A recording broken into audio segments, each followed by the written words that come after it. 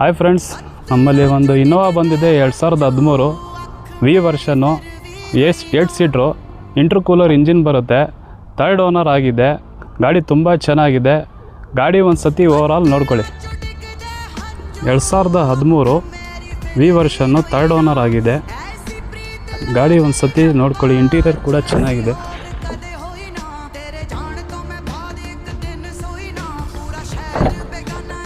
Car ಬಂದ್ಬಿಟ್ಟು 1,55,000 ಗಾಡಿ driven ಆಗಿದೆ.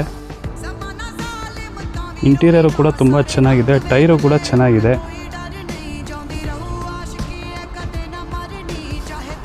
ಗಾಡಿ ಒರಿಜಿನಾಲಿಟಿಲಿದೆ.